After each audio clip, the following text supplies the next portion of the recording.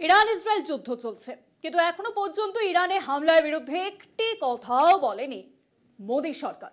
যদিও চুপ থাকলেন না সোনিয়া গান্ধী ইরান ইসরায়েলের যুদ্ধে ভারতের অবস্থান নিয়ে। এবার কেন্দ্রকে তোপ কংগ্রেসের সংসদীয় দলের চেয়ারপারসন সোনিয়া গান্ধীর। একটি সংবাদপত্রে লেখা নিবন্ধে কংগ্রেস সাংসদ তিনি লিখেছেন, পশ্চিম এশিয়ার এই অশান্ত পরিস্থিতিতে ভারতের নিরাপত্তার অর্থ মূল্যবোধের আত্মসমর্পণ।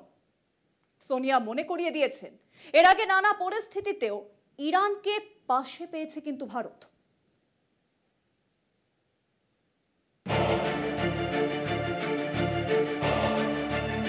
গাজা ও ইরানে ইসরায়েলি হামলা নিয়ে কেন্দ্রের মোদী সরকার নীরব কেন, এই প্রশ্ন তুলে কেন্দ্রীয় সরকারের তীব্র সমালোচনা করেছেন কংগ্রেস নেত্রী তথা ইউপিএ চেয়ারপারসন সোনিয়া গান্ধী। তিনি বলেছেন, এটি কেবল দেশের কণ্ঠস্বর হারানো নয়, মূল্যবোধের আত্মসমর্পণও বটে। এক সর্বভারতীয় সংবাদ মাধ্যমে সোনিয়া লিখেছেন, গাজা এবং ইরানে ইসরায়েলের একতরফা আগ্রাসনের পরেও ভারতের যে নীরবতা তা ভীষণভাবে চিন্তার। এটা শুধু কূটনৈতিক নিষ্ক্রিয়তা নয়, নিজেদের কণ্ঠস্বর হারিয়ে ফেলার সমান। ইরানে ইসরায়েলি হামলা নিয়ে কেন্দ্রের নীরবতা কেবল দেশের কণ্ঠস্বর হারানো নয়, মূল্যবোধের আত্মসমর্পণও। নেতানিয়াহুর সরকার যে হামলা চালাচ্ছে তা আন্তর্জাতিক আইনের পরিপন্থী। ডোনাল্ড ট্রাম্প একসময় আমেরিকার অন্তহীন যুদ্ধ নিয়ে প্রশ্ন তুলেছিলেন, আজ তিনি ইরানকে নিয়ে ভুল তথ্য ছড়াচ্ছেন।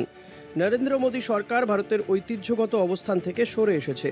প্রধানমন্ত্রীকে কূটনৈতিক স্তরে সক্রিয় হয়ে আলোচনার পথ প্রশস্ত করতে হবে। এখনও দেরি হয়ে যায়নি, ভারতকে স্পষ্ট বার্তা দিতে হবে, দায়িত্বশীল ভূমিকা নিতে হবে। কংগ্রেস নেত্রী লিখেছেন, তার দল ইরানে এই ধরনের বোমা হামলা ও টার্গেট কিলিংয়ের তীব্র নিন্দা করে।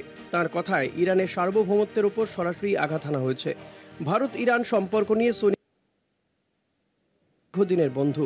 1994 সালে কাশ্মীরে মানবাধিকার লঙ্ঘনের ইস্যুতে ভারতের পাশে দাঁড়িয়েছিল ইরান। কংগ্রেস নেত্রীর এই কথার সমালোচনা করেছে বিরোধীরা। বিরোধীদের প্রশ্ন, আসন্ন বিহার ভোটে সংখ্যালঘু ভোট একটা ফ্যাক্টর। সংখ্যালঘু ভোট টানতেই উদ্যোগী হয়েছেন সোনিয়া গান্ধী। কলকাতা টিভি।